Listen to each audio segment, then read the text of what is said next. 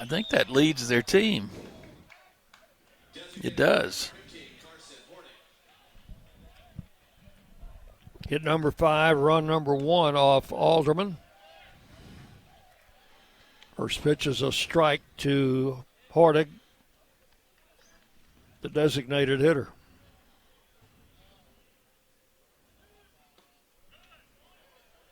There's ball 1.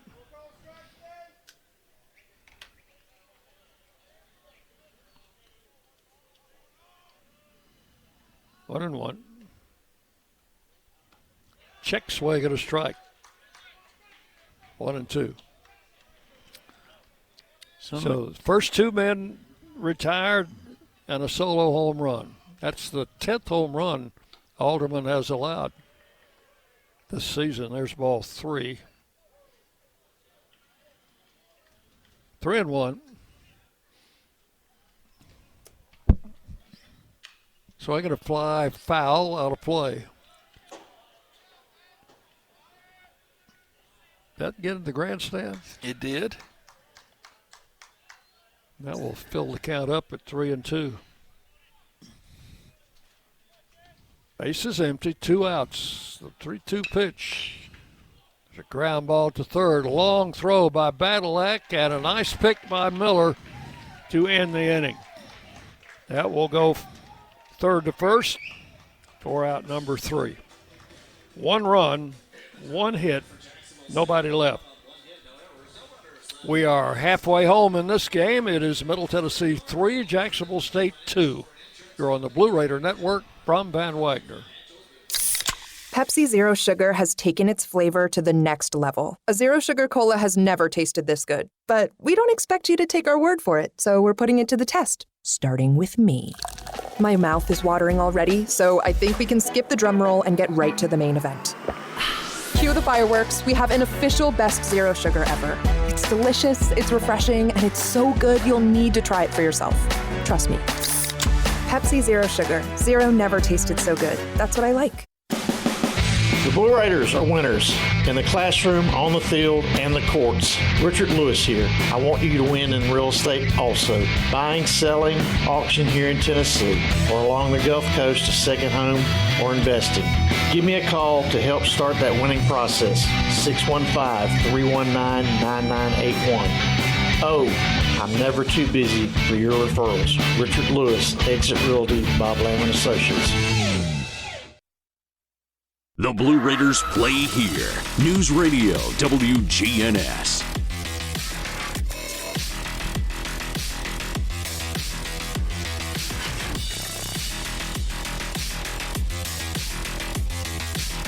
We go to the bottom of the 5th inning. Raiders leading 3-2. We'll have the number 9 hitter, Cooper Clapp, to lead off, then go back to the top of the order.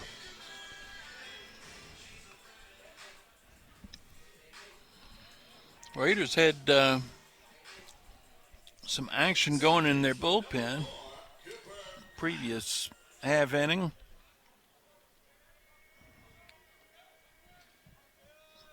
Looks like Cole Torbett he was the one that was loosening, still throwing down there. Jackson Phipps with the first pitch to Clapp, and it's a strike call, 0-1. I'm sorry. Cooper struck out in his first at bat. There's ball 1, 1-1. Alderman 94 pitches through 5 innings.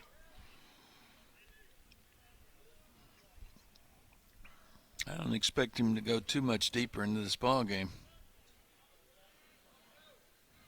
And the 1-1 pitch, high, ball 2, 2-1.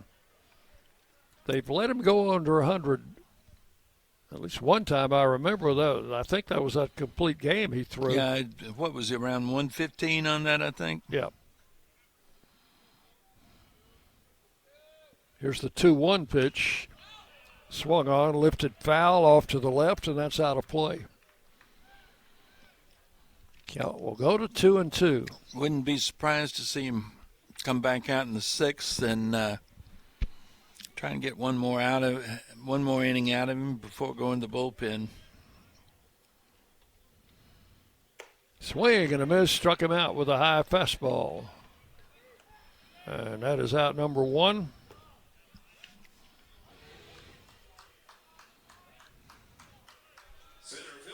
Strikeout number 5 for Phipps. Here's Eston Snyder. Walked and scored in the first, flied out in the second. Up for his third at bat. Third time through the order for the Blue Raiders.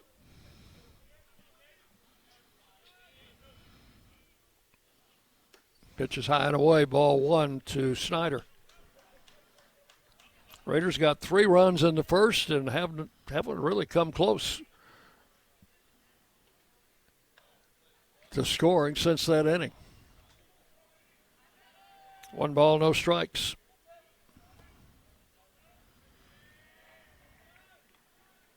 And Phipps with a pitch. Swung on, hit down the right field line. That's going to be a foul ball. Right fielder will catch it for out number 2. He had to go a long way for that baseball. So 2 up, 2 down in the 5th, and the batter is Clay Badalak.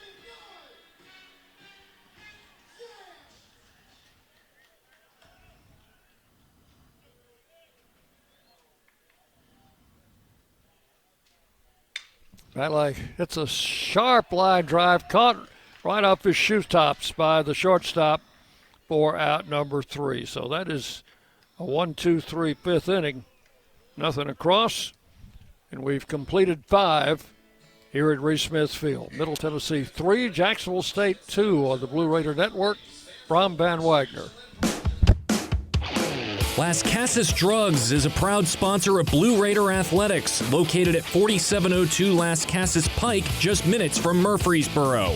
Las Casas Drugs strives to provide all of your pharmaceutical needs in that hometown atmosphere you deserve. Family-owned and operated, Las Casas Drugs offers free delivery, immunizations, drive-through window, gift shop, merchandise, and medication management programs. Come by and see how we can make a difference. And go Blue Raiders.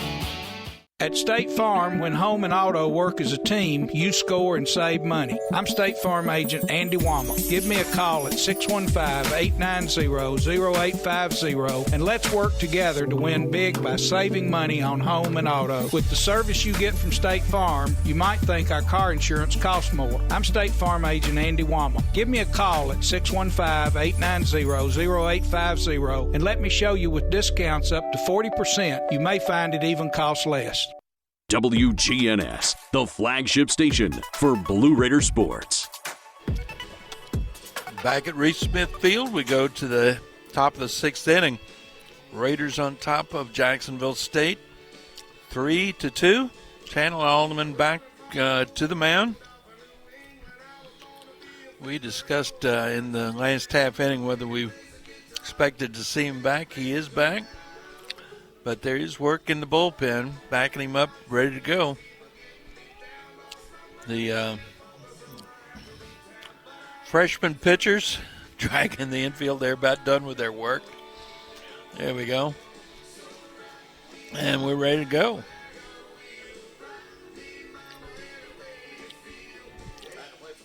And we'll be seeing the 7, 8, and 9 hitters from Jacksonville State here in the top of the 6th inning. This is Sam Silas, 1 for 2.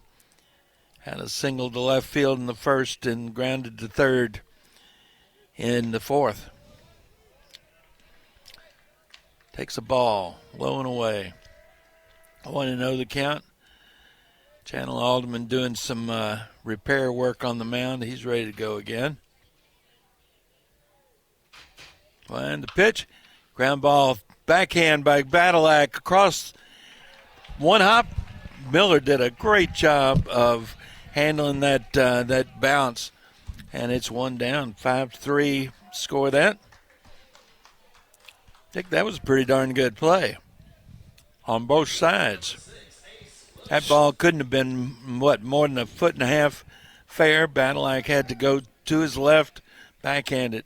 Just stepped back in the booth in time to see it. Yeah, Ace Williamson now takes that was a ball.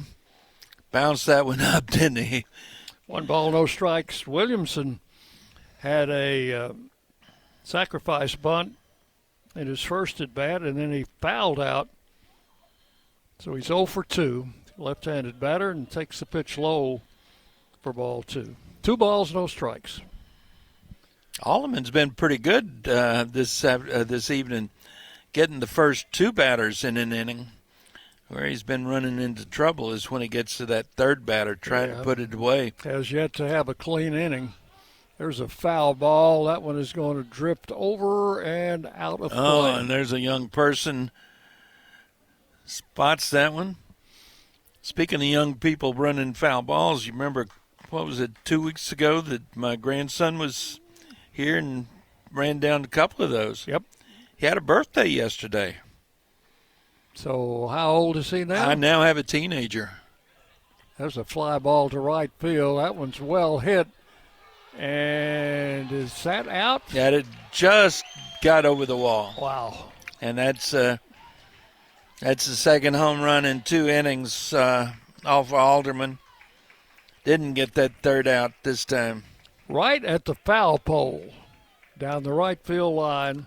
As I was tracking that, I thought it was going to go foul, and that Brett Rogers would actually have a chance to catch that ball maybe deep in foul territory down the right field line, but stayed fair, got over.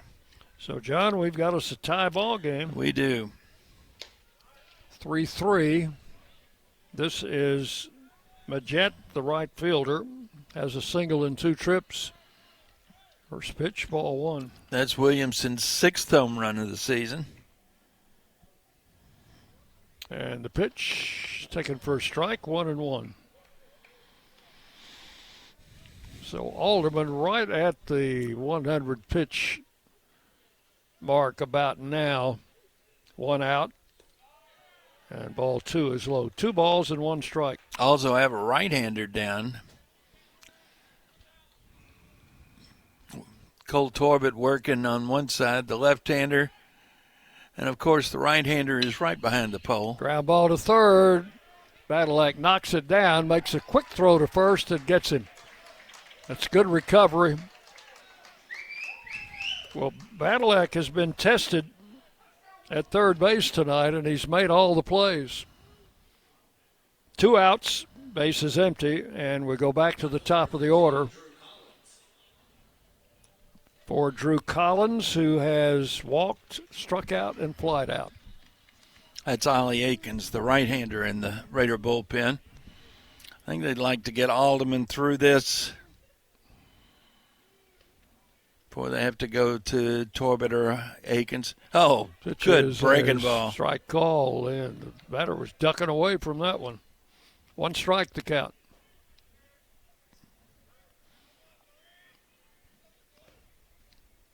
And the pitch. Miss low for ball, 1-1. 3-3, we are in the 6th inning. First of a 3-game series. Ground ball to short. Matt Wolf scoops and throws in time, and that is not a 1-2-3 inning, but the home run spoiled that. 1 run, 1 hit, none left. We'll go to the bottom of the 6th inning. Jacksonville State 3, Middle Tennessee 3 on the Blue Raider Network. Ron Van Wagner. At Middle Tennessee Electric, we see the lines that link us all, illuminating our neighborhoods, empowering our businesses, and helping us to recharge. Because we believe in the power of good energy. Whether it comes from our grids, the sun, or a kind heart. And as your family and our region continue to grow, you can trust that we'll always be there for you. Middle Tennessee Electric, bringing good energy. Nothing is more expensive than a missed opportunity that could have changed your life. Maybe you're just graduating high school, or are working and need to earn a degree to advance your career. Or you aspire to be a leader, and a graduate degree can make that happen. Whether you're just starting out or retooling for the future, Middle Tennessee State University can help you get there. MTSU, the University of Opportunities. You're listening to MTSU Sports on WGNS. And we go to the bottom of the sixth inning in a 3-3 game. Dr. Davis Spivey and Murfreesboro Oral Surgery and Implant Center are proud supporters of Blue Raider athletics. For over 25 years, Dr. Spivey has provided the best oral surgical care possible to our community. We appreciate his sponsorship. 3-4-5 hitters for the Raiders against the left-hander Jackson Phipps.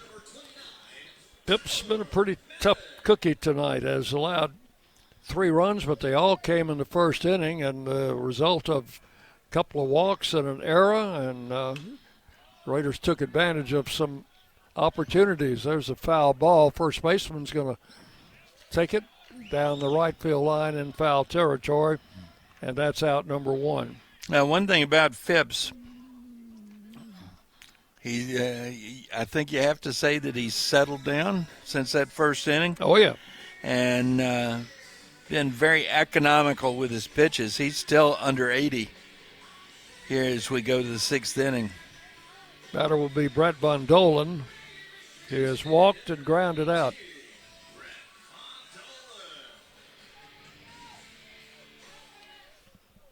Raiders with only 2 hits in the game.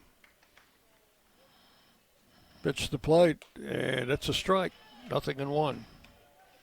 It's a triple in the first inning for Matt Wolf, a single in the 4th inning for Brent Rogers, and that's been it.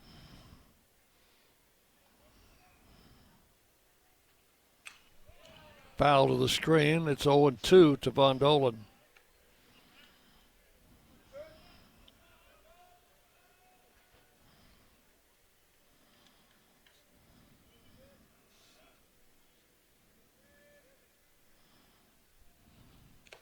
And a swing and a miss.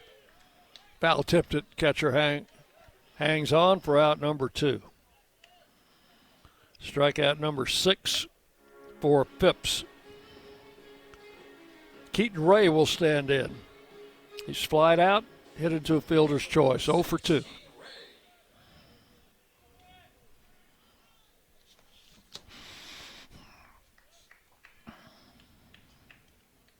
Left-hander into the full windup, and the pitch is swung on, fouled back to the screen. Strike 1. Collecting some scores here. We're going to give you some scoring updates from around Conference USA here in a few minutes. And Phipps with the pitch. Check swing and a ball outside. 1-1. 2 outs in the 6th.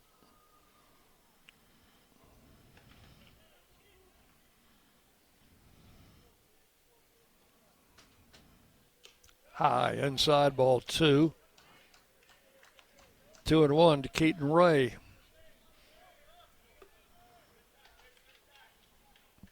This left-hander's been a pretty tough cookie. Raiders haven't been able to do a lot with him. There's a swing and a fly ball to deep right center field. It's gone. And get out of here. Wow. You've been saying he was going to hit one. That is Keaton Ray's first home run of the season. Did I just say that at the first of the game? You did. I kind of felt like he was going to get that first one. That ball got over the fence out by the scoreboard in right center field, and now all of a sudden the Raiders are back on top. So the Raiders take a 4-3 lead on Keaton Ray's first home run of the season. That one had to feel good. And here's Matt Wolf.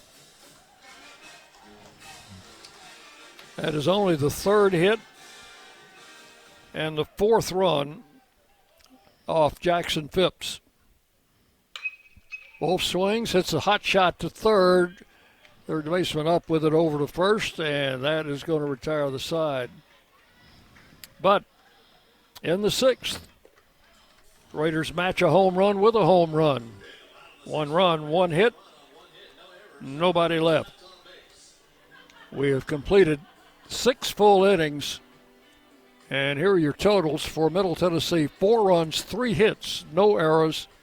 Jacksonville State, 3 runs, 6 hits, and 1 error. Raiders lead 4-3 As we go to the 7th inning, you're on the Blue Raider Network from Bad Wagner. Hey, Blue Raider fans, this is Tim Page with Exit Realty Bob Lamb and Associates. Are you on the fence about selling your home? Feel overwhelmed at the thought of purchasing a new home? Well, it's time to get moving. For professional, personal real estate services, give me a call today and put me to work for you. 615-896-5656, or you can reach me at exitmurfreesboro.com. Let's go Blue, and I'll see you at the game. Will Fraley, attorney at law, has experience you can count on. Former Blue Raider baseball player and MTSU alum Will Fraley serves Murfreesboro and the surrounding communities. Put a strong and experienced legal fighter on your case. Give Will Fraley a call and he can handle all of your legal matters, including criminal and domestic or family law. Visit willfraleylaw.com or call 615-410-7290. The Blue Raiders are on News Radio WGNS.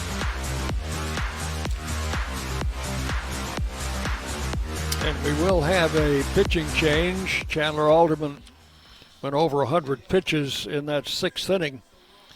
And so the left-hander Cole Torbett, the sophomore from Johnson City, will be on to relieve Alderman. Making his 15th appearance, his 12th in relief.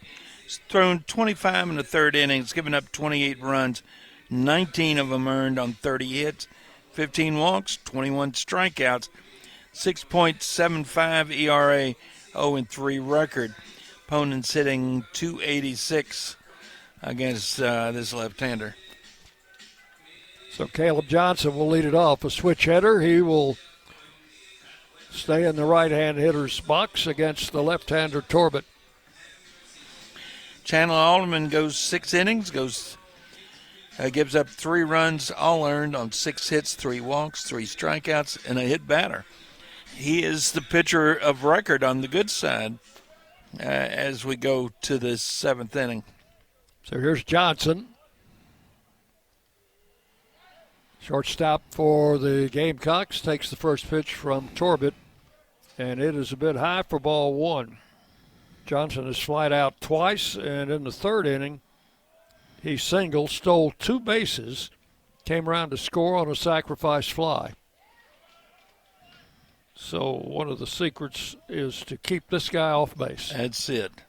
There was a strike, 1-1. Left-hander Cole Torbett.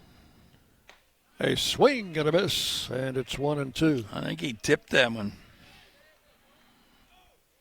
Tyler Minnick held on. 1 ball, 2 strikes. Ball 2 is down low in the turf. 2-2. Ollie Aikens still up and throwing in the Raider bullpen. Torbett with a 2-2 pitch and struck him out swinging for out number 1.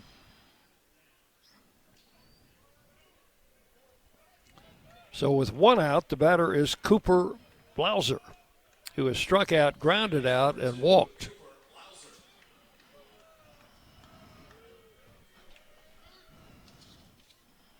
Sophomore from Alpharetta, Georgia. Takes the pitch for ball 1. Blauser is a transfer from Clemson. This is his first year at Jacksonville. Takes ball 2. He was redshirted his first year at Clemson and saw very little playing time his second year, and has decided to move on. There was a strike. 2-1. Well, you know, you've only got so much eligibility, and if you have grown up around the game, playing the game, you want to play the game. Strike 2, and it's 2-2. And you want to play that game as long as they will let you.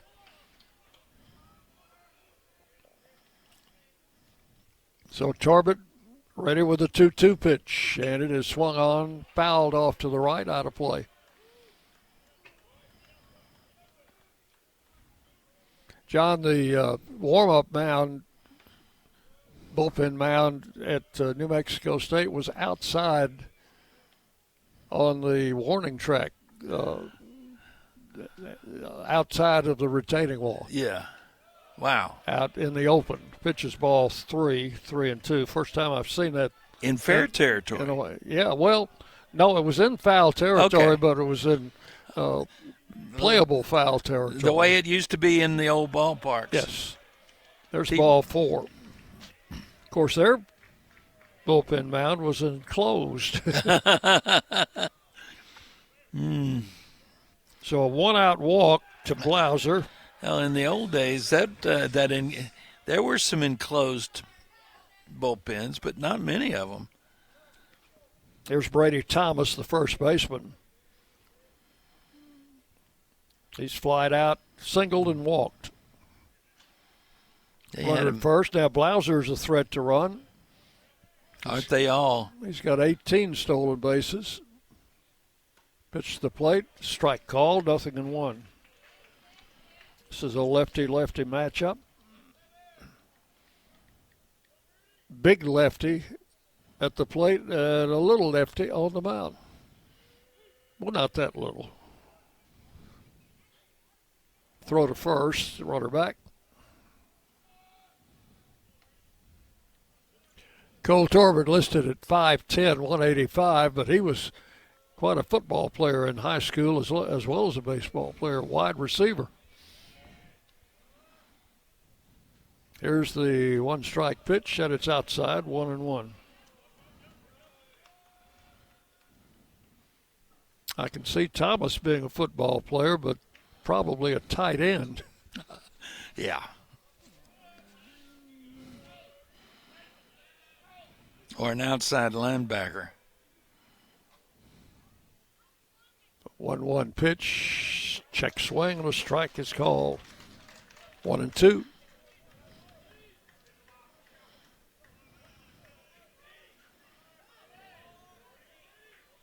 Thomas was a two-way player in junior college, pitcher and hitter, and hit 16 home runs his second year in junior college. Pitch is outside, 2-2.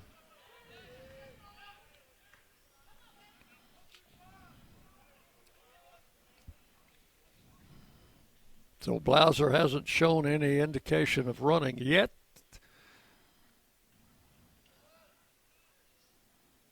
Torbett throws to first, and he's back. Game 2 of the series, 3 o'clock tomorrow afternoon. Our pregame show at 2:45. Everything goes as planned.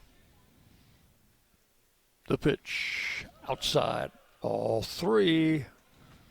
Probably look for him to run on this pitch. 3-2 with 1 out here in the 7th. About a nice strike him out, throw him out, double play.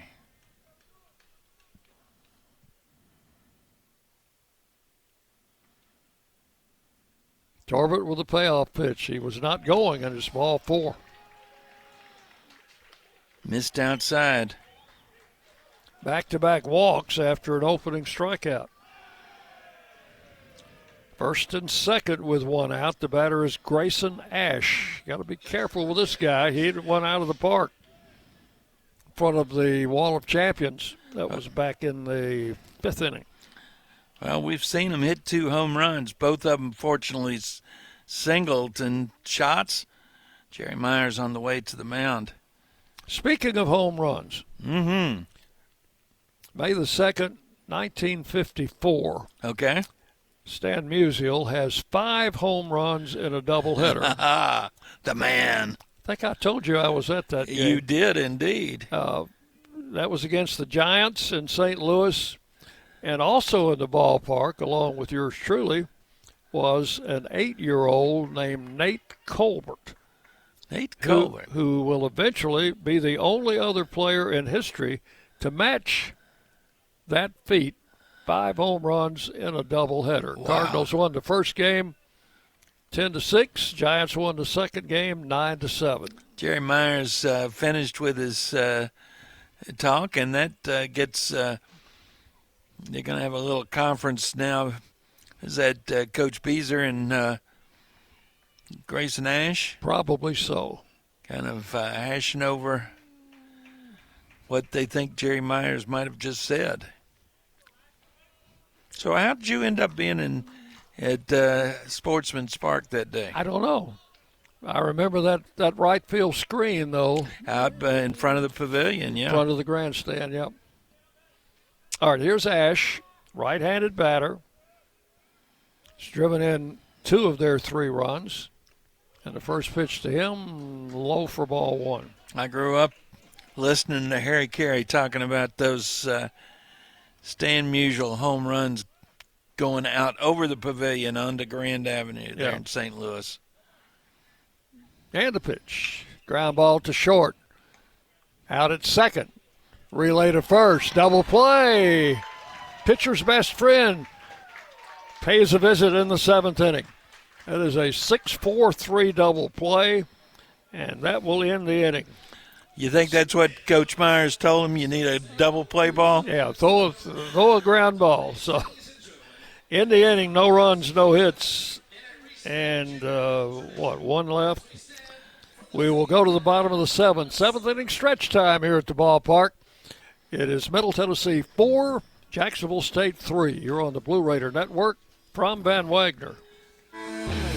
Today's game is brought to you in part by proud partners of Blue Raider Athletics, Grannis & Associates, certified public accountants. They provide a full range of tax preparation, accounting, and bookkeeping services for both business and individual needs. That's Grannis & Associates. Give them a call at 615-895-1040 or visit Grannis & Associates online at gcpas.com.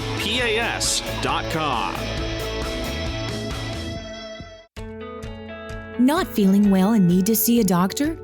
Find the care you need now at Ascension St. Thomas. We're here with 24/7 ER care, same-day care, and walk-in urgent care for broken bones, sprains, allergies, sore throats, and more. Visit ascension.org/St. Thomas Care to get the right care at the right place at the right time. Serving Middle Tennessee State University, Murfreesboro, and surrounding communities. Rutherford County's MTSU station, News Radio WGNS. And before we go to the bottom of the 7th inning, take a scoreboard look presented by the Daily News Journal. Read all about Blue Raider sports in the DNJ, Rutherford County's first sport source for news, sports, and much more. What you got there, John? Well, what I've got is this. Liberty at Sam Houston, they were postponed. They'll play 2 tomorrow. Up in Bowling Green, Louisiana Tech visiting Western Kentucky. Hilltoppers on top of that one, 8-4. They're in the top of the 7th inning. Out in Dallas, FIU visiting. They're in the bottom of the 7th. FIU on top, 9-7. DBU had a 7-2 lead, or it was 7-4, and FIU put up a 5 spot on them in the top of the 7th inning. Down in Georgia, they're in the bottom of the 9th inning. New Mexico State 9, Kennesaw State 5. They're in the bottom of the 9th, 1 out, 1 on. They're in a rain delay.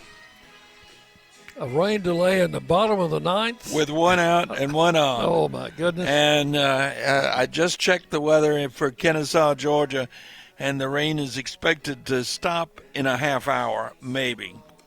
Okay, so they will either get started again sometime in the next 45 minutes, or what I suspect is that at some point they'll just suspend it and play that last inning in the morning. Well, I guess we got New Mexico State on the winning track, didn't we? We did. They took 3 straight from us out there. Okay, leading off the bottom of the 7th inning for the Raiders, Brett Rogers. And that's Phipps still out there.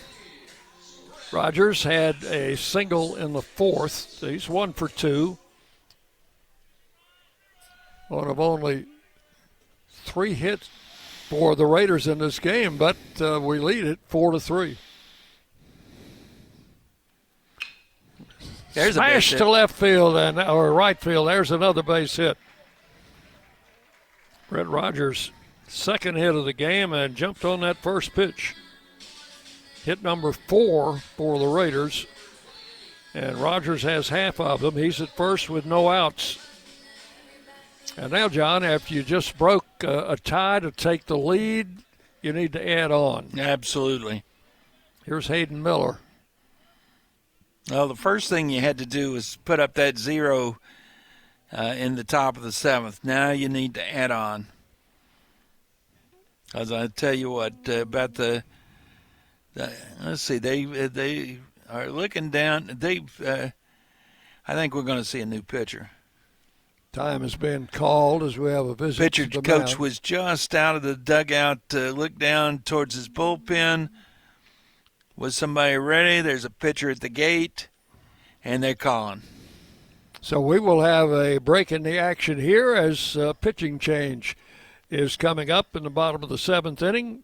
Raiders have a runner at first with no outs, and we'll be back tell you about who the new pitcher is after this on the Blue Raider Network from Van Wagner. Hey, Blue Raider fans, this is Brad Hopkins with Exit Realty Bob Lamb & Associates. Winning in real estate is a lot like football. Good coaching and recruiting a great team are the keys. I put together a team of lenders, inspectors, and home professionals to help you succeed. Let me coach you through this process and make sure you come out a winner. Whether you're looking to buy, sell, or invest, I am here to help you win. Visit BradHopkinsHomes.com or call 615-556-9239 to find out more. Pepsi Zero Sugar has taken its flavor to the next level. A Zero Sugar Cola has never tasted this good. But we don't expect you to take our word for it, so we're putting it to the test, starting with me. My mouth is watering already, so I think we can skip the drum roll and get right to the main event. Cue the fireworks. We have an official best Zero Sugar ever. It's delicious, it's refreshing, and it's so good you'll need to try it for yourself. Trust me. Pepsi Zero Sugar. Zero never tasted so good. That's what I like. The Blue Raiders play here. News Radio WGNS. Now the new pitcher for the Gamecocks is a right-hander, Jackson Sleeper. Jackson Sleeper making his 14th appearance. Looks like he's their closer because he leads the team in saves. 20 2/3 innings, giving up 8 runs, all earned on 16 hits, 9 walks, 30 strikeouts. He's got a 3.48 ERA, a 2-1 record with 4 saves. Opponents hitting .211. Of those 16 hits, Dick, 10 of them have been for extra bases, 9 doubles and a home run. So more than half of what he's given up have been for extra bases. And Hayden Miller has been known to hit for extra bases. Jackson Sleeper is a big guy, 6'7", 225, and he's a native of John Franklin, Tennessee. No kidding. That said he went to Christian Brothers High School. That's in Memphis. That is in Memphis. But maybe he was in Franklin when he was a toddler or something. You got me. Anyway, he'll be the new pitcher for the Gamecocks here in the 7th. The Raiders have a runner at first with no outs.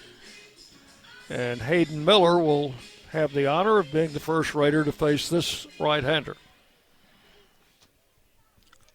So we've had Jackson Phipps and now Jackson Sleeper. First pitch is a swing and a miss, strike one. Preliminary numbers on Jackson Phipps. He goes 6+ innings, gives up 4 runs, 3 earned on 4 hits, 2 walks, 6 strikeouts. And, of course, that runner at first base belongs to him. Miller swings and misses, throw back to first, not in time. Whoa. And Rogers just got back in time. A good throw probably nails him, Dick. That throw got in the dirt. And 2 strikes now. I'm not even sure the first baseman held on to it. Pitch is high, 1-2.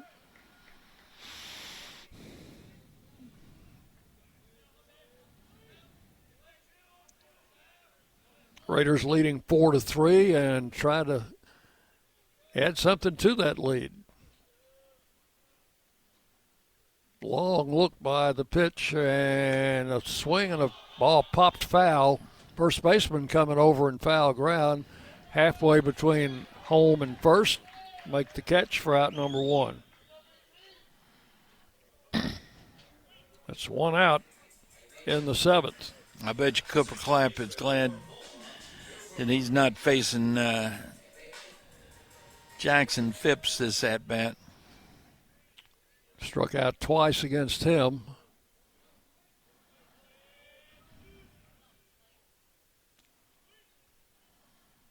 And the pitch is swung on, popped up, and that one is going to be foul and out of play.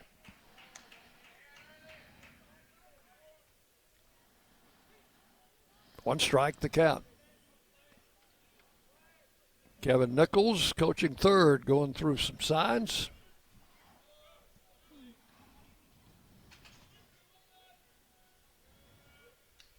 And a throw to first, runner back.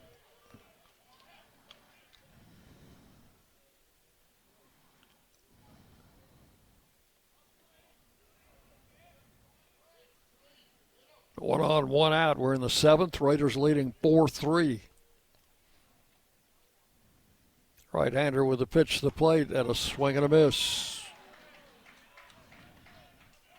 Had him out in front of a. Count is 0-2. Probably a slider. That was a ball outside, 1-2. Eston Snyder waiting to hit next.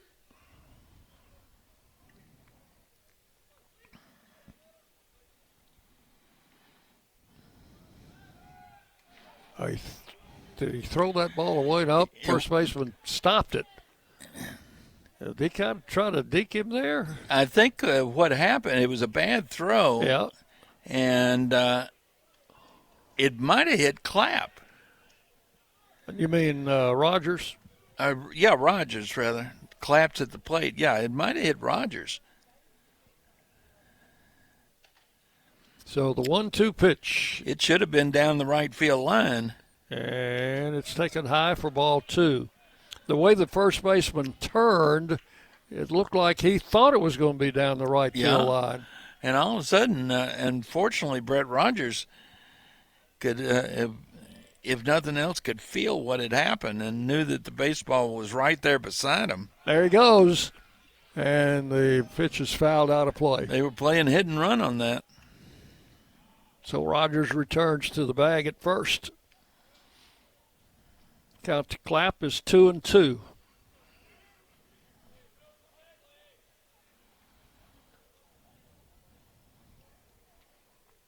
The right-hander comes set. And the pitch. Runner not going there, and it's into the turf. 3-2. I wish he'd been going on that pitch.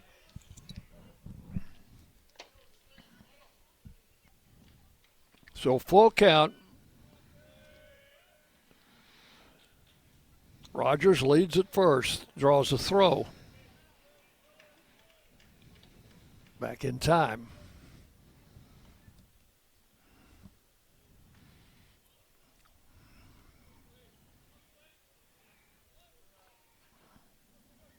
There goes the runner. Pitch is popped up in the infield. Rogers has to do a quick reverse, get back to the bag, and that ball is caught by the first baseman. Infield pop-up. So 2 outs with a runner at first. And the batter is Eston Snyder. Snyder looking for his first hit today. He has flied out fair once and foul once. He had a home run. He had a home run out in New Mexico, didn't he? Didn't he have a home run on Sunday? Let me look back, John. I forget these things. Yeah, you remember better than I do. He had a That was his 5th of the season, which had a home run. That matches his career high. Matt Wolf had a home run, and Tyler Minnick.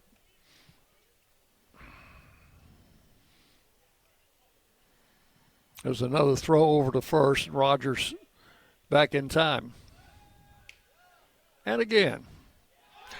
Got him. That was...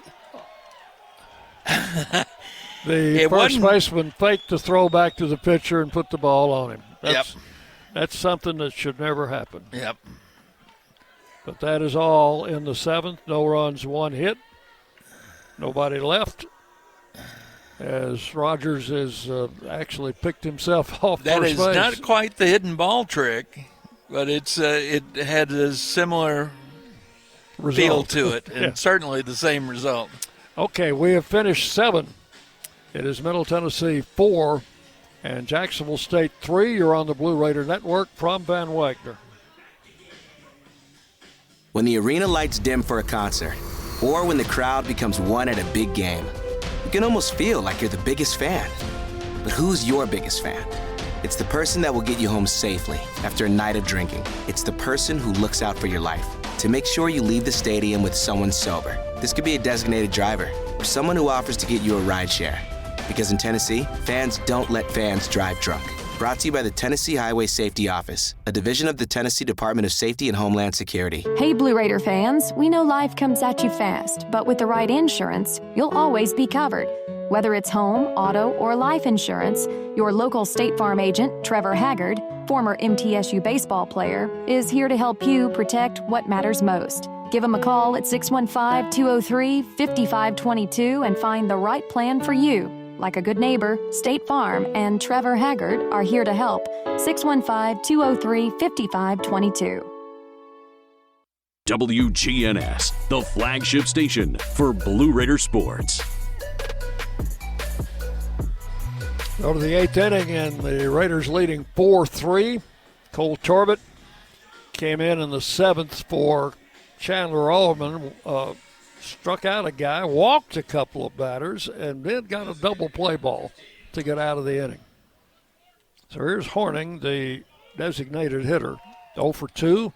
He's been hit by a pitch once. Takes a cut at the first one, fouls it back. 1 strike to count to Horning. He'll be followed by Silas and then Williamson.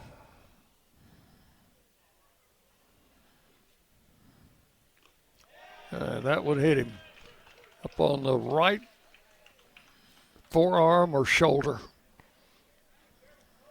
So the first man is on in the 8th, hit by a pitch.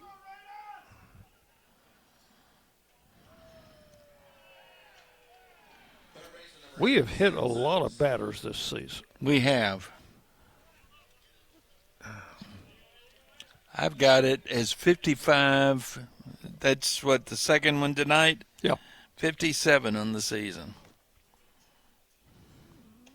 There's a strike call to Silas. And how many have opposing pitchers hit of our players? Well, let's see. Our players have been hit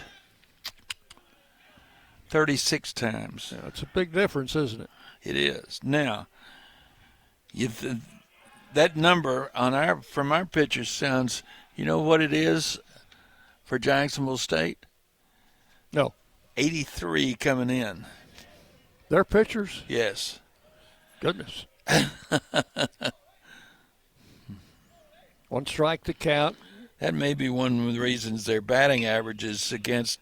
Silas hits it up the middle. Clapp got him. Picked it up and got it to second in time. Well, he fumbled it, but he got it over to Matt Wolf in time to get the force. So that'll go second to short. Kept that ball from getting into the outfield. That's the important thing. Knocked it down, stayed with it long enough to make that flip and get the lead runner. So that's a fielder's choice for Silas. He's at first with 1 out. Williamson, and you got to watch this guy, hit one out of the ballpark in the 5th inning. Takes a strike, 0-1. Yeah, that was his 6th home run of the season. That also extended his hitting streak to 9 consecutive games, which is the longest streak on their team. Check swing and outside for ball 1. 1-1. That six home runs is second on the ball club, only to Grayson Ash, who has 8 now. Throw to first, runner back.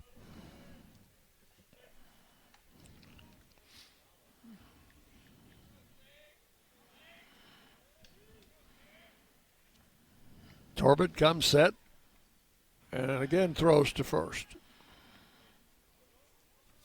Crazy night down in Dallas, Dick.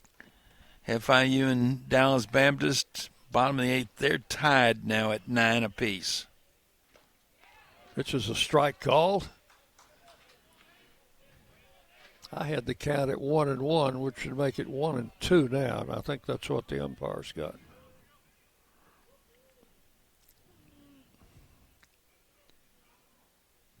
Raider left-hander with the pitch, and a little tap foul outside the bag at first. Scooped up there by Miller. Tosses that ball out of play, and it's still a 1-2 count.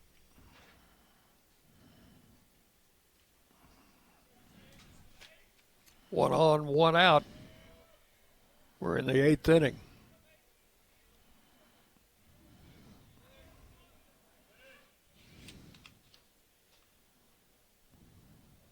Torbett with a long look. And the pitch. Ground ball up the middle, base hit. Through into center field. Snyder comes up with it, gets it back in quickly, and they have runners at first and second. There for a second, I thought Torbett was going to be able to get his glove on that ball. Didn't react quite quickly enough.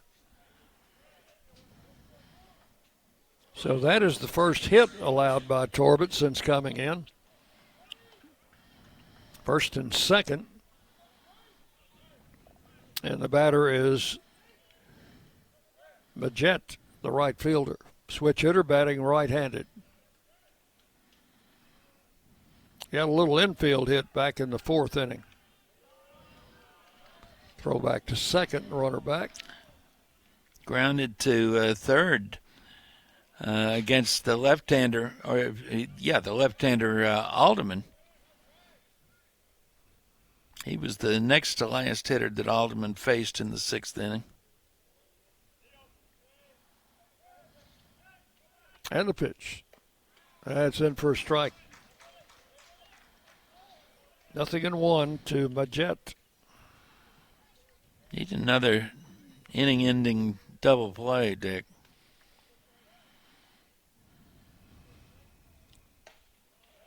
Pitch misses inside. 1 ball, 1 strike. Raiders leading 4-3. We're in the 8th, tying run at second. And a foul out of play. Clunks in the grandstand. 1-2. There's somebody that decided to.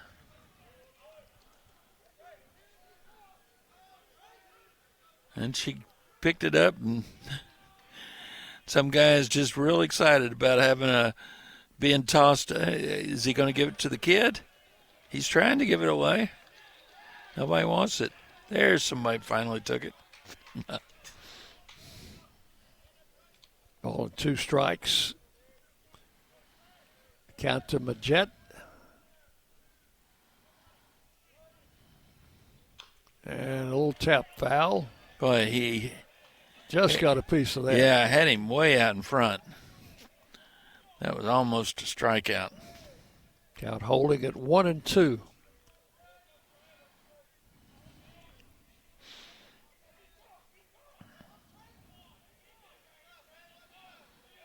Torbett, the left-hander, comes set. Glances back at second. And the pitch. Fly ball into right field. Going to be taken by Rogers, and the runners very not try wisely to advance. Very wisely. Boy, Rogers has a cannon. 2 outs. And accurate hit Matt Wolf, the cutoff man, exactly where the cutoff man is supposed to be. Drew Collins, the leadoff man, will bat for the 5th time. He is 0 for 3 with a walk.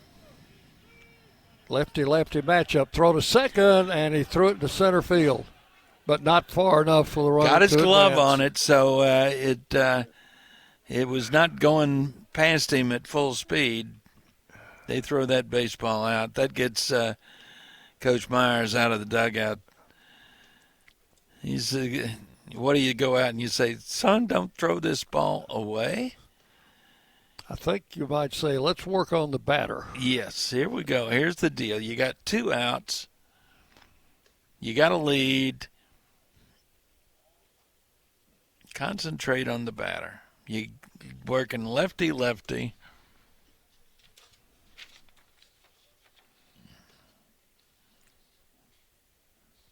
The Gamecocks have out-hit the Raiders tonight, 7-4, but Raiders have outscored them 4-3.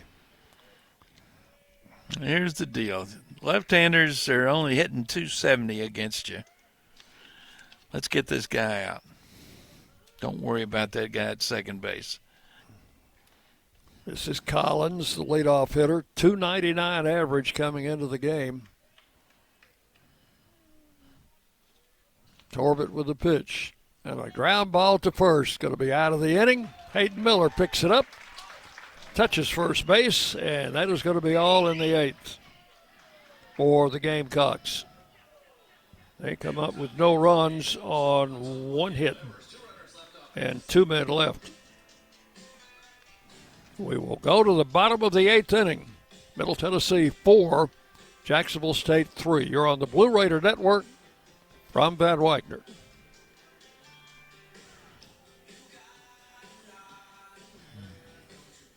This is Chip Walters, and I'm honored to be your 2024 MTAR Realtor of the Year. I'm with Exit Realty Bob Lamb & Associates, and like many of you, I've seen the real estate market shift and change. People often ask, Chip, what's really going on? Well, that's a great question, and I believe in answering with solid, factual data. So let's cut through some of the noise. I invite you to reach out. Let's have a conversation about your real estate goals and the current market trends in your neighborhood. You can find all my contact information at choosechip.net. Will Fraley, attorney at law, has experience you can count on. Former Blue Raider baseball player and MTSU alum Will Fraley serves Murfreesboro and the surrounding communities. Put a strong and experienced legal fighter on your case. Give Will Fraley a call and he can handle all of your legal matters, including criminal and domestic or family law. Visit willfraleylaw.com or call 615-410-7290. You're listening to MTSU Sports on WGNS.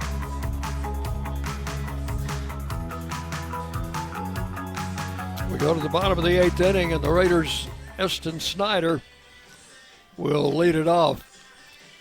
So here's, this is interesting. Snyder is the leadoff man. He'll be batting for the 4th time in the game. The Jacksonville leadoff man Collins, who just made the last out in the same inning, was batting for the 5th time in the game.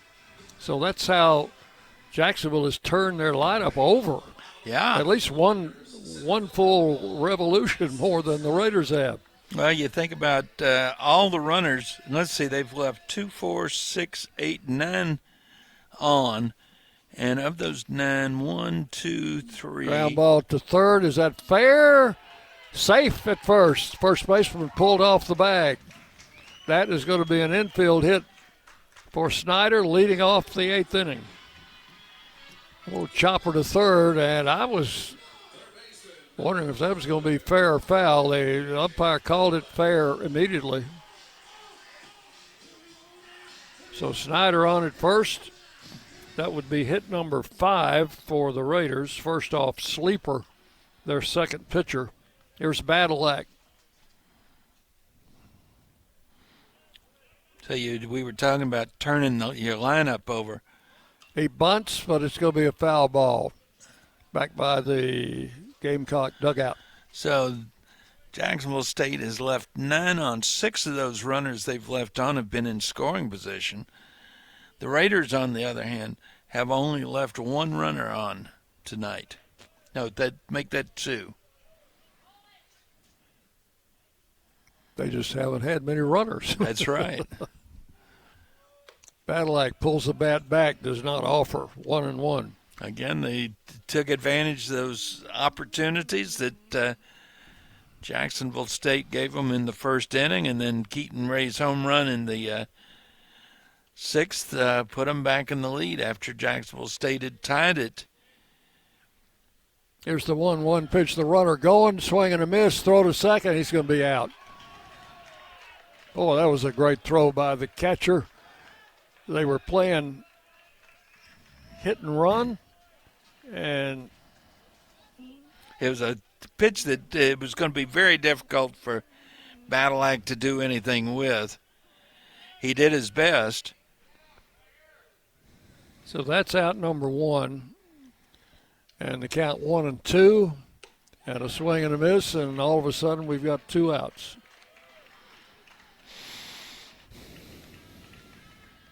Well, the inning started with a rather promising outlook. Well, so much for that, right? Yep. 2 outs, and Tyler Minnick is 0 for 3. Will stand in this time against the right-hander. Takes pitch inside, ball 1. Tyler didn't have any luck against the left-hander. Maybe he'll do better against the right-hander. Swing and a miss, 1-1.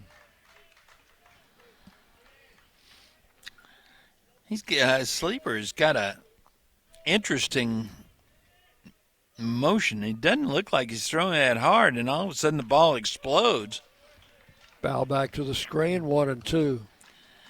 He's throwing right at 90 when he throws his fastball, but he's throwing a pretty good changeup. That was a changeup at 81, and it was exactly the same motion. High for a ball, 2-2.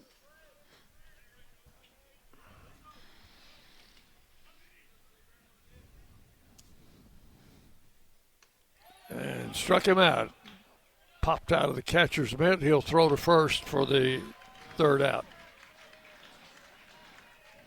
Couple of strikeouts in the inning. No runs, 1 hit, nobody left. Same thing as last inning. No runs, 1 hit, nobody left. So we have completed 8. We'll go to the 9th. It'll be the 2, 3, 4 hitters scheduled to hit for Jacksonville State in the 9th. Middle Tennessee 4, Jacksonville State 3. You're on the Blue Raider Network. Ron Van Wagner.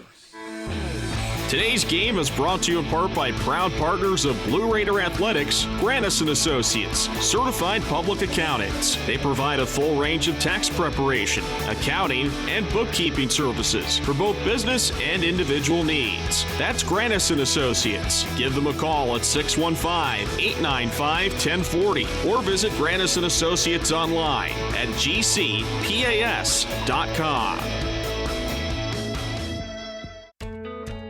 Not feeling well and need to see a doctor? Find the care you need now at Ascension St. Thomas. We're here with 24/7 ER care, same-day care, and walk-in urgent care for broken bones, sprains, allergies, sore throats, and more. Visit ascension.org/St. Thomas Care to get the right care at the right place at the right time. Serving Middle Tennessee State University, Murfreesboro, and surrounding communities. The Blue Raiders are on News Radio WGNS. And we go to the 9th inning with the Raiders leading 4-3. Lightning's Locker Room, powered by Textbook Brokers. Place to get your Blue Raider gear. See the selection online at MTSUgear.com or at their Greenland Drive location. Lightning's Locker Room, the official game day provider, powered by Textbook Brokers. Right across the street from the Greenland Drive parking lot.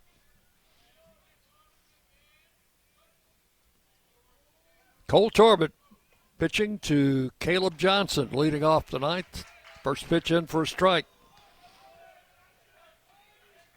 Johnson has a single in 4 trips. Switch hitter batting right-handed against the lefty. Swing and a ground foul. Kicks off the fence in front of the Jacksonville dugout. Rolls out into shallow left field. 2 strikes the count.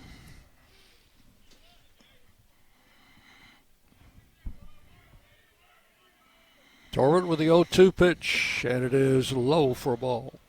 1-2. Johnson, Blauser, and Thomas. It's at 2-3-4. 2-3-4 hitters in the ninth. The 1-2 pitch.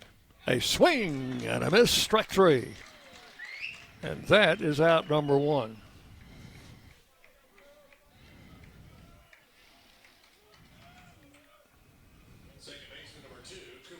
Here is Blauser. He has struck out, walked twice, and grounded out. He'll bat from the right side. Torbett's pitch, missed inside, ball 1.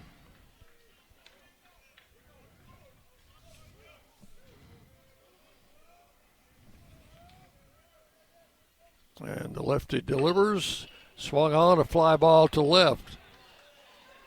Keaton Ray is back, and that one is out of the ballpark.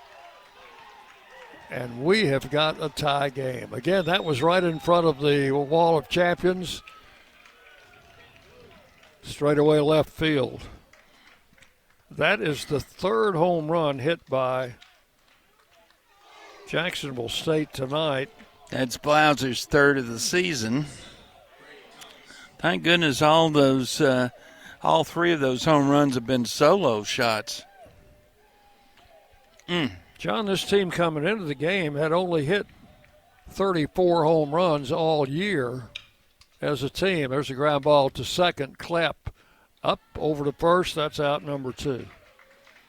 While the Raiders had hit 52, and yet tonight they have 3 home runs. And we have 1.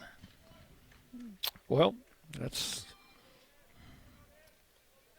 the way it goes. Well, they've so it's a 4-4 game.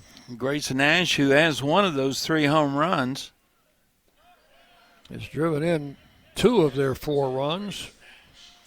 Infield has gone into a shift for him, playing him to pull. There's a strike, 1-1. Clapp is, gosh, that's not that's got to be, 8 or 10 steps left to the bag. They're all back. There's a foul down the left field line. So it's 1 ball, 2 strikes to Ash. So the Raiders will have Von Dolan, Keaton Ray, and Matt Wolf doing the bottom of this inning. Torbett's job now is to get this out. Swung on, a fly ball, center field. It'll be handled by Snyder. And that is all in the ninth. 1 run, 1 hit, nobody left. And we will go to the bottom of the ninth, all tied up. Middle Tennessee 4, Jacksonville State 4 of the Blue Raider Network from Van Wagner. Pepsi Zero Sugar has taken its flavor to the next level. A Zero Sugar Cola has never tasted this good. But we don't expect you to take our word for it, so we're putting it to the test, starting with me. My mouth is watering already, so I think we can skip the drum roll and get right to the main event. Cue the fireworks. We have an official best Zero Sugar ever. It's delicious, it's refreshing, and it's so good you'll need to try it for yourself. Trust me. Pepsi Zero Sugar. Zero never tasted so good. That's what I like. The Blue Raiders are winners in the classroom, on the field, and the courts. Richard Lewis here. I want you to win in real estate also. Buying, selling, auction here in Tennessee, or along the Gulf Coast, a second home, or investing. Give me a call to help start that winning process. 615-319-9981. Oh, I'm never too busy for your referrals. Richard Lewis, Exit Realty, Bob Lamb & Associates. Rutherford County's MTSU station, News Radio WGNS.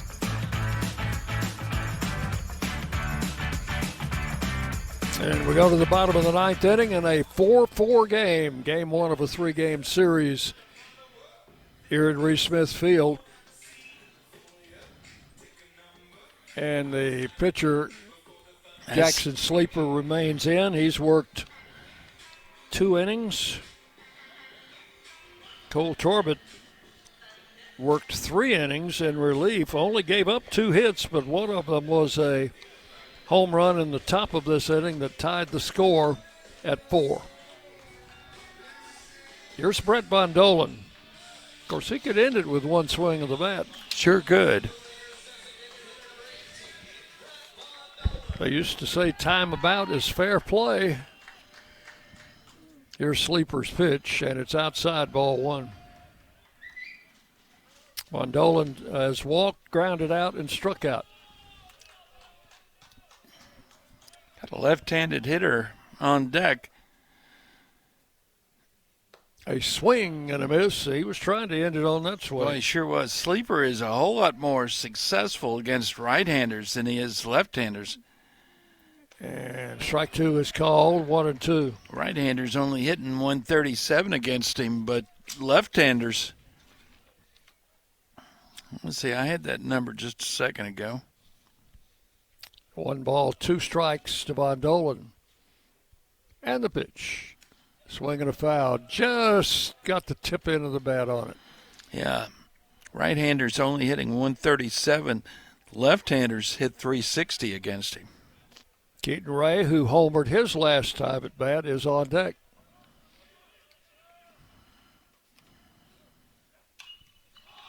Bondolan hits it high in the air in the infield.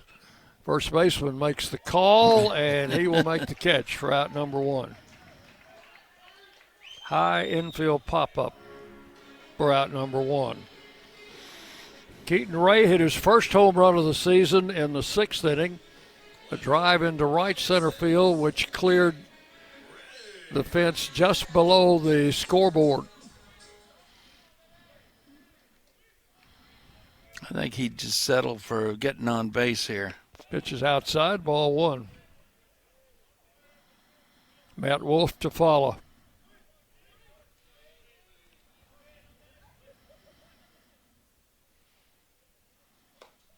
There's a strike called, 1-1. Need a base runner.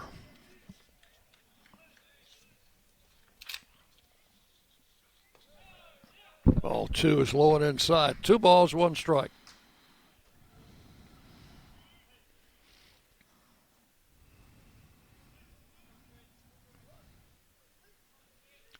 And the pitch to the plate is strike 2 called, 2-2.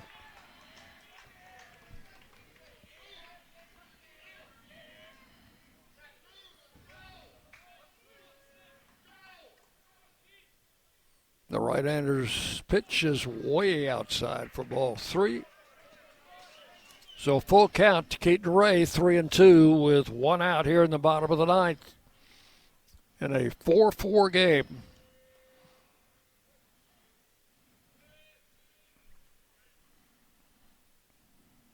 Here's the payoff pitch. And he struck him out swinging. That's out number 2, second strikeout, the third strikeout. I think we've got some Jacksonville State fans down here to our left. The ones making all that noise. I think there are more of them than there are Raider fans in this ballpark now. Here's Matt Wolf. Has a triple in 3 trips. Takes a strike at the knees, 0-1.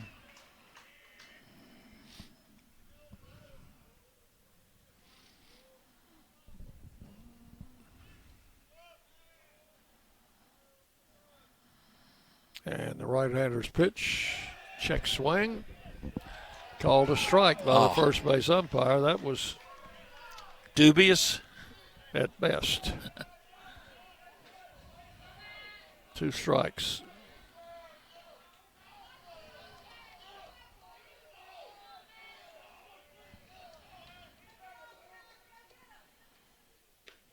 Ball outside, 1-2.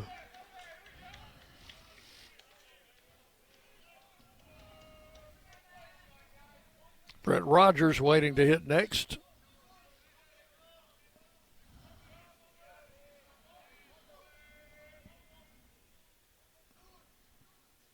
And struck him out swinging. That is all in the 9th.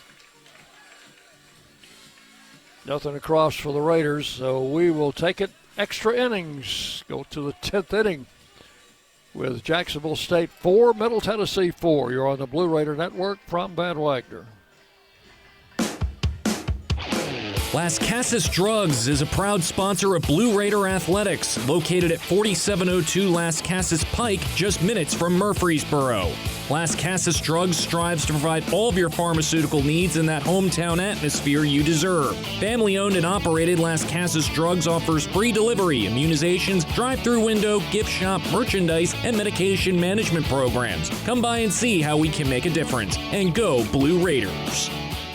At State Farm, when home and auto work as a team, you score and save money. I'm State Farm agent Andy Wama. Give me a call at 615-890-0850 and let's work together to win big by saving money on home and auto. With the service you get from State Farm, you might think our car insurance costs more. I'm State Farm agent Andy Wama. Give me a call at 615-890-0850 and let me show you with discounts up to 40%. You may find it even costs less.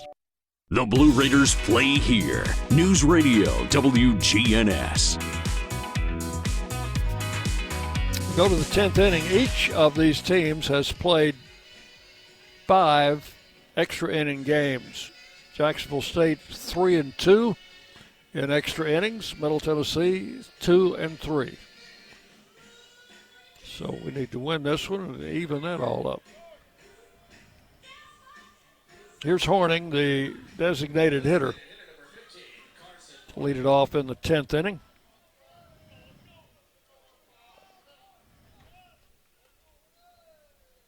And Torbett's first pitch to him, in for a strike, 0-1.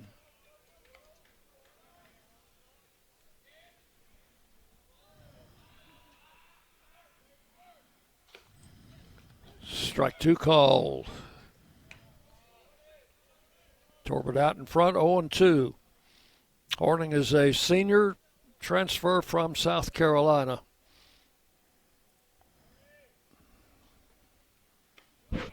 Just outside for a ball, 1-2. 6'3", 220 from Overland Park, Kansas. The 1-2 pitch, swinging a ground ball, second base. Claps got it, a little underhand toss to first. That's how close he was to first base. That's 1 out. 1 down in the 10th, and the batter is Sam Silas. Well, we've just gone final across campus. The Lady Raiders are hosting UTEP in softball, and they are a 5-0 winner. So congratulations to the Lady Raiders. Swinging a foul out of play to Silas, 0-1. They've gone final down in Dallas, and Dallas Baptist comes back and defeats FIU 10-9. Swinging a foul back, and it's 0-2 on Silas. Would you say that was a slugfest, probably? Yep.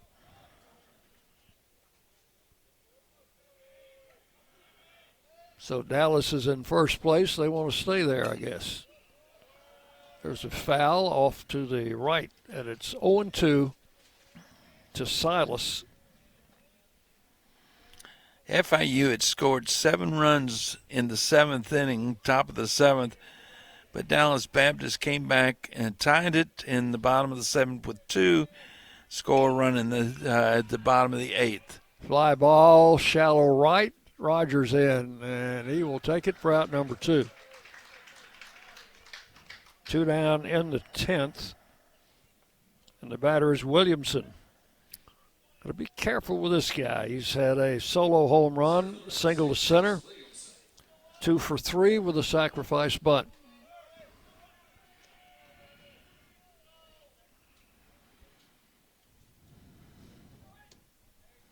Lefty-lefty matchup. Ground ball to second. Past Clapp into right field for a base hit. That's his 3rd hit in this game. 3rd hit allowed by Torbett. And with 2 outs, the batter is Majette. Or do we have a pinch hitter? Is that a pinch hitter, John? Let's see. I think it's going to be. This is number 9. Yes, it's a pinch hitter. Number 9. Colton Hegwood. Hegwood batting for Majette. Pitch the plate outside, ball 1. Majette had a single in 4 trips. So we would guess Hegwood would go into play right field in the bottom of the inning. Pitch is swung on, hit foul down the left field line. Long run, but that one is going to be out of play. Back behind the tarp enclosures. So a lot of people went a long way for a ball that wasn't even close to staying in. Hegwood, a redshirt junior, transfer from Louisiana Tech. 1-1 the count. Throw to first. No. Good stop over there by Miller. That was not a good throw. Up in Bowling Green, Dick, Louisiana Tech has put 4 on the board in the top of the 8th inning, is still batting, and that game is all tied up 8-8. And the pitch. Swing and a miss. 1-2.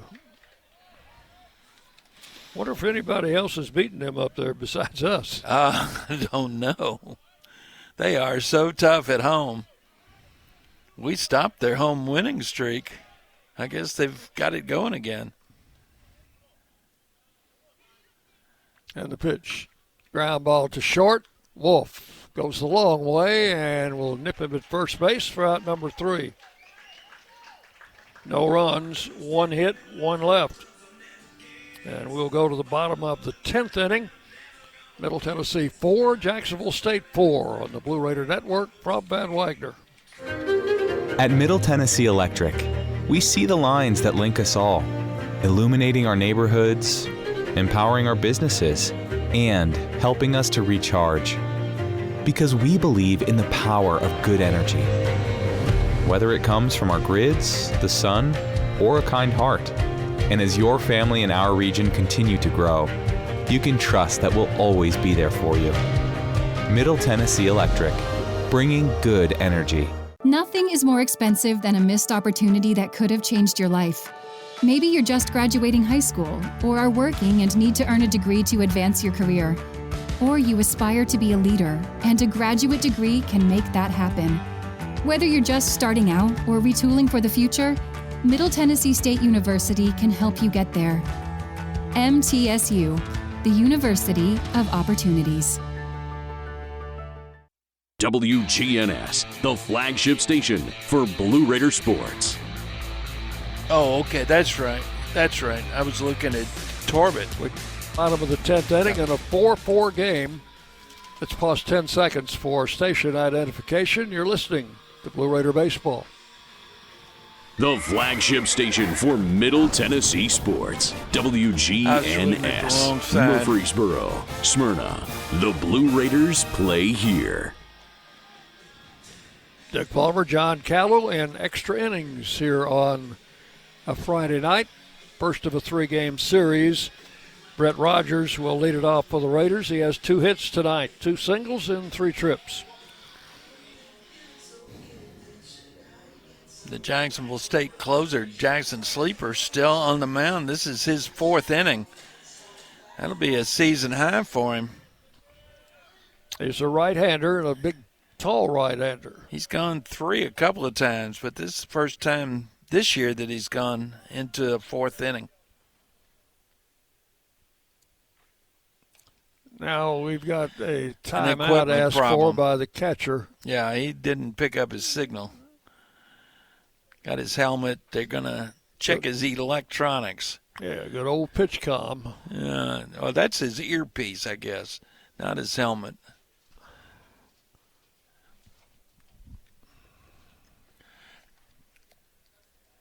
So we will have a brief delay while everybody gets rewired. Jacksonville State's got a right-hander just starting to throw in their bullpen.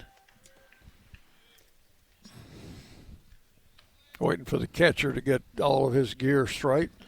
Carson Bonaparte now throwing in the Gamecock bullpen.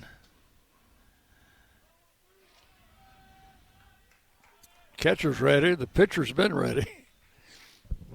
Now Rogers stands in. First pitch is high for ball 1. Need a base runner. Did I say that last inning? I think you've said that once or twice.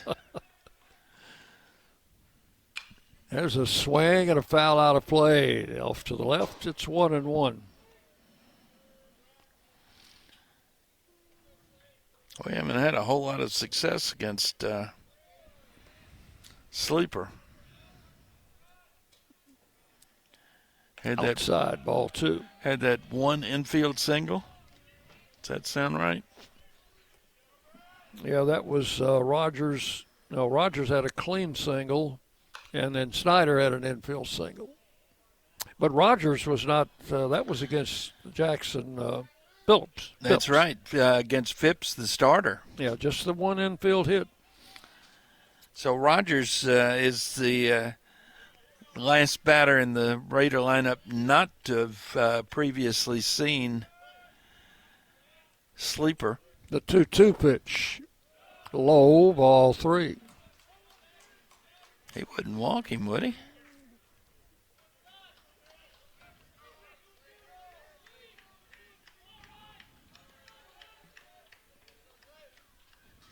And the big right-hander with the 3-2 pitch. And it is swung on, fouled out of play. So we'll do it all over again.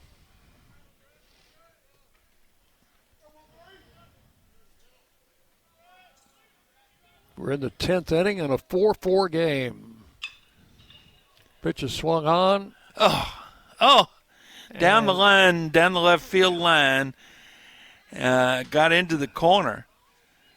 But fouled by, 18 inches or so. Oh, I lost that one all the way. Yeah, John. I thought that was going to – that had a chance of getting down, and it did get down, except when it did, it was just barely foul.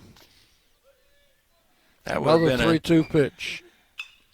And hit the same way, and that one's fair.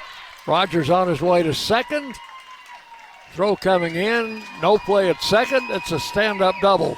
There you go. That's what we need. A runner in scoring position with nobody out. He tried to go opposite field on the previous pitch. Got close. That time it did stay, went the same place, except it did stay fair off the wall into second base. The Raiders are in good shape here. Yeah, I could see that one all the way. It was not hit that high. And they were both low line drives. So the third hit will put Rogers at second. He's the winning run down, potential winning run down there. The batter is Hayden Miller. Timeout. Coach Myers wants to talk to the home plate umpire.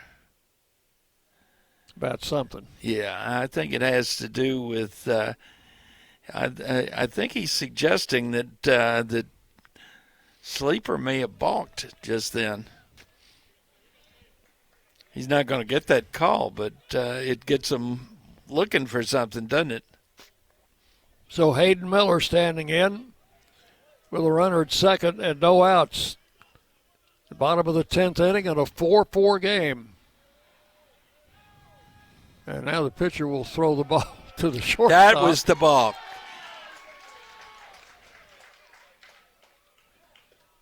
Wait. Now the coach from the other side, other dugout's coming out. And he's pointing out. The shortstop who caught that ball had to have been 12, 15 feet from second base. No doubt. And now somebody's coming out of the dugout with something for the shortstop. I don't know what that is. I think that they've got some kind of electronic gear so they can.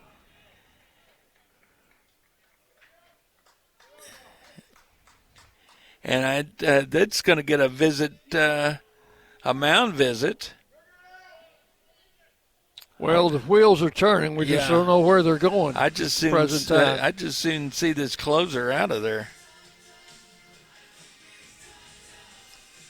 So the situation is he has thrown one ball to Hayden Miller. That's the pitching coach, though, in that mound visit, right? And that right-hander has not been throwing hard. I'm not sure he would necessarily be ready. I wasn't even sure he'd thrown a pitch to Miller, but I see it on the board. Yeah. So it's ball one. And that right-hander who was throwing is not throwing anymore. He's just kind of sitting watching. Hayden Miller's 0 for 3 tonight. Winning run at second with no outs. And the pitch. Low outside, ball 2. 2-0. They're giving Hayden Miller an awful lot of hitting room on the left side of the infield. They've got the shortstop playing close, holding that runner. Ball 3. 3-0.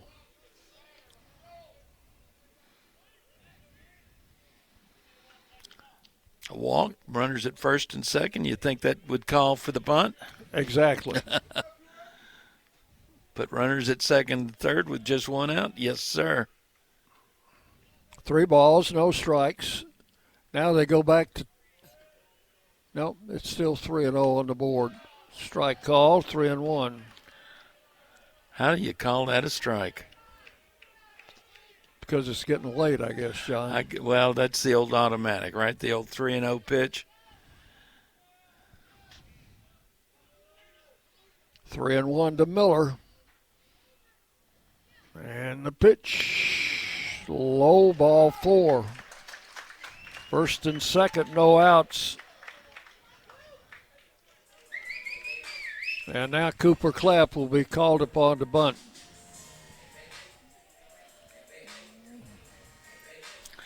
I think everybody in the ballpark knows it. Coach Nichols is going to have a conference with him before he stands in. Get that bunt, get on top of it, get the ball down, get it fair.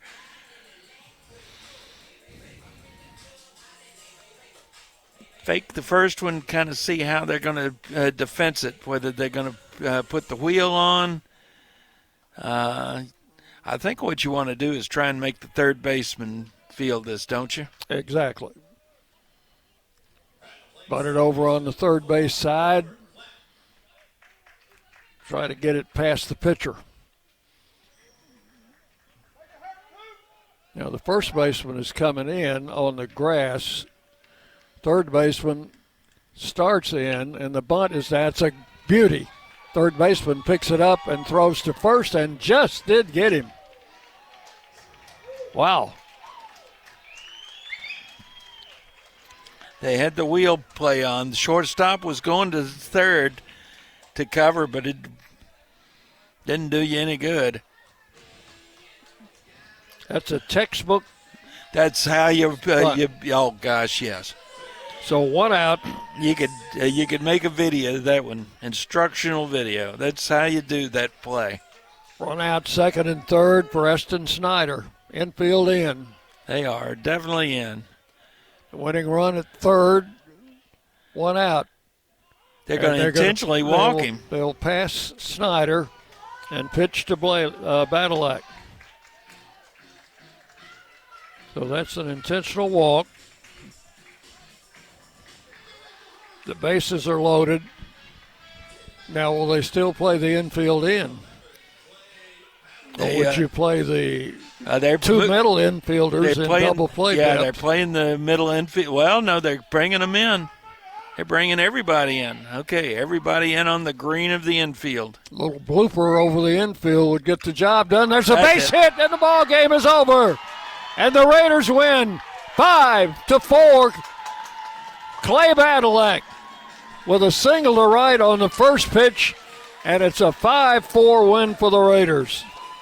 And that, folks, is what you call a walk-off. And Clay Badalak is being mobbed out in right field. He's the young man who just got the award last night at the Raiders' Choice Awards as the breakout player of the year, and he certainly broke it out tonight, didn't he? He sure did, Dick. That's, boy, you're talking about a player that pretty nearly everybody but himself had given up on a year ago, and now he comes through for the Raiders. What a big win. Now that means tomorrow we play for the series win. And that's important. That is always important. Final score, Middle Tennessee 5, Jacksonville State 4. Stay with us. Our postgame show coming your way next. 2 minutes now. 2 minutes on the Blue Raider Network from Van Wagner. Hey, Blue Raider fans, this is Tim Page with Exit Realty Bob Lamb & Associates. Are you on the fence about selling your home? Feel overwhelmed at the thought of purchasing a new home? Well, it's time to get moving. For professional, personal real estate services, give me a call today and put me to work for you. 615-896-5656, or you can reach me at exitmurfreesboro.com. Let's go Blue, and I'll see you at the game. Will Fraley, attorney at law, has experience you can count on. Former Blue Raider baseball player and MTSU alum Will Fraley serves Murfreesboro and the surrounding communities. Put a strong and experienced legal fighter on your case. Give Will Fraley a call and he can handle all of your legal matters, including criminal and domestic or family law. Visit willfraleylaw.com or call 615-410-7290. Today's game is brought to you in part by proud partners of Blue Raider Athletics, Grannis & Associates, certified public accountants. They provide a full range of tax preparation, accounting, and bookkeeping services for both business and individual needs. That's Grannis & Associates. Give them a call at 615-895-1040 or visit Grannis & Associates online at gcpas.com.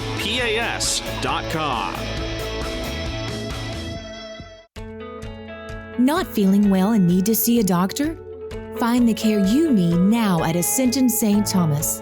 We're here with 24/7 ER care, same-day care, and walk-in urgent care for broken bones, sprains, allergies, sore throats, and more.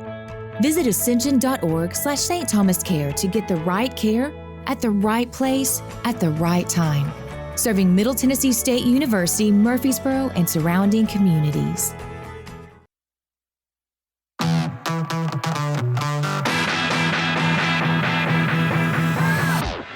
Today's game is in the books, and it's time to recap the action in the Blue Raider postgame show. Today's broadcast on the Blue Raider Network has been brought to you in part by Will Fraley, attorney at law, and by Exit Realty Bob Lamb & Associates and agents Brad Hopkins, Richard Lewis, Tim Page, and Chip Walters. Let's head to the ballpark for today's Blue Raider postgame show. And welcome back in as the Raiders win by a score of 5-4 in 10 innings. Took an extra inning, but it was well worth it. Middle Tennessee will improve their record to 20-25, and that matches last year's win total of 20. And now 5-14 in Conference USA. Jacksonville State will drop to 26-20, and they are now 9-10 in conference play. Final totals for Middle Tennessee: 5 runs, 6 hits, no errors, and only 2 men left on base. And for Jacksonville State, 4 runs, they had 9 hits, they committed 2 errors, and they stranded 11. So the Raiders got good pitching tonight and some timely hitting. Didn't have very many hits in the game, but the ones they had, they made them count. Chandler Alderman went the first 6 innings, and Cole Torbett went the last 4. And of course, he will get the win. He's the winning pitcher, and the loser will be the second pitcher for Jacksonville State, Jackson Sleeper. He will take the loss. So the Raiders a winner tonight by a score of 5-4. John Callis down on the field. Going to get Coach Myers and try to get our star of the game on. It will be Clay Badalak, Blue Raider third baseman. So I think John is just about ready to go down on the field, and we'll turn it over to him now. All right, we're down on the field with Clay Badalak. That was fun, huh? That was fun. I think about it. A year ago, what has happened, that's a lot of character. Yeah, it's a lot of kind of putting your faith in God and just trusting Him, and yeah, it's getting your confidence back, I think, and just trying to play the game the right way. So you're sitting there and you're on deck, and they decide they're going to walk Snyder to get to you. What are you thinking to yourself? I kind of had a flashback in high school in one of my senior year tournament. They walked the guy in front of me, and I did the same thing and walk it off in high school. So I was just trying to have fun. I kind of looked at the third foul line pole and just remind myself to have fun. And I can see by that smile you did, huh? Yeah. So I see your parents down here every week pretty much from Cincinnati. What does that mean to have them follow you like that? Oh, it's everything. I think this being senior year and all, I think they've came to just about every weekend, and it just means the world to me. And so you get the big win. That's a team win too for you. Yeah. Our whole infield defense played great. Pitching did great, and we had a couple of timely hits with B-Raj and a heck of a bunt by Cooper Clapp to set it up. That's kind of an instruction video for how do you do a sacrifice bunt, huh? Yeah, that was pretty picture perfect. Okay. Thank you so much, and we're going to get Coach Myers now. These guys want him, or you good? You good? Yeah, so that sacrifice there in the 10th inning, that's what you work on every day, isn't it? Yeah, I mean, Coop was the right guy to lay one down right there. We actually they try to run that wheel play to get the force out at third. When you run that wheel play, you have an opportunity to try to get the lead runner, and so you got to put down even an extra good bunt right there, and he was able to do that. So that was big in that inning, of course, for sure. And then we played some really good defense throughout, turned a couple double plays. Clay not only got the huge hit at the end, but he had a couple balls hit really hard on him. Made the play, and a couple of them we made a good pick or two over at first with Miller. So it was a group effort all the way around. And Torbett comes in. He gave up the one run to give up the tie, but hangs in had a really good He threw the ball really well. I mean, it was one pitch, and he kind of left it up. It was a little bit uncharacteristic of some of the other changeups that he threw, and it just kind of happened. And but you got to tip your hat to him for continuing to try to attack the zone and not try to give them too much, and got some good counts right after that, and made some plays behind him. So all worked out. So today is one of those weird weather days. You never know until actually time whether you're even going to play. That's tough on the team, isn't it? We just push the game back an hour, but you keep telling them, don't switch it off, and there's a break, and whether or not the field gets too wet. We got standing water in the outfield, and when it does stop raining, it worked out where it wasn't too bad out there, and our guys just tried to stay ready. I think it kind of helps you to be at home in those scenarios where you have a little bit of a delay because you're in your own clubhouse, locker room, that kind of thing, and our guys just stayed ready. It wasn't that big a deal. So what does the weather look like for tomorrow? We got to look at it a little closer. Just trying to get through today. Okay, back to you, Dick. All right, thank you, John. Thanks to Coach Myers, and for our star of the game was Clay Badalak, who got the game-winning hit, and appreciate Clay visiting with us.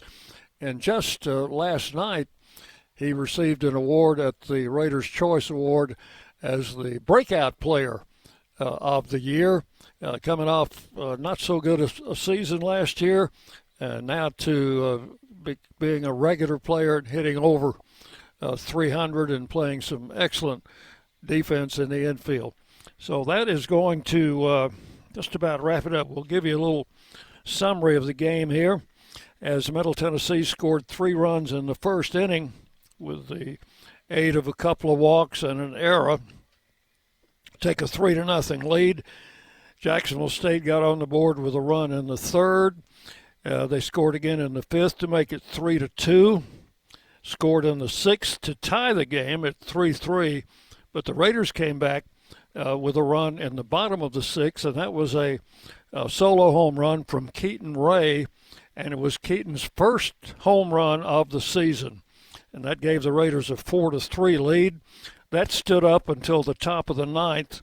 Jacksonville got a solo home run in the ninth from Cooper Blauser to tie it at 4, and the Raiders win it on a Clay Badalak single with the bases loaded in the bottom of the 10th inning by a score of 5-4. Chandler Alderman starts for the Raiders. He pitches 6 innings, gives up 3 runs on 6 hits, 3 walks, 3 strikeouts. Cole Torbett, the winning pitcher tonight, pitches 4 innings, gives up 1 run, the home run, and 3 hits, 2 strikeouts, 2 walks. Jackson Phipps started for Jacksonville State, goes 6 innings, gives up 4 runs on 4 hits. Jackson Sleeper, the second pitcher and the losing pitcher, goes 3 1/3, gives up 1 run. That was the winning run on 2 hits. Time of the game was 3 hours, 11 minutes. Attendance announced at 726, and the Raiders win it by a score of 5-4. We'll do it again tomorrow, 3 o'clock game time. We'll be on the air with our pregame show at 2:45. Hope you can join us then. And until then, for John Callow, our studio producer has been Jackson Smith. This is Dick Plummer thanking you for joining us tonight, wishing you a pleasant good evening from the ballpark.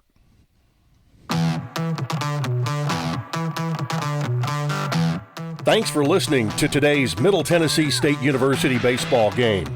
Today's game has been produced by Van Wagner College through the facilities of WGNS Radio. The content of today's game is owned by Van Wagner College and the Blue Raider Network and may not be reproduced without express written permission of Middle Tennessee State University and Van Wagner College. Be sure to join us next time for more Middle Tennessee baseball here on the Blue Raider Network.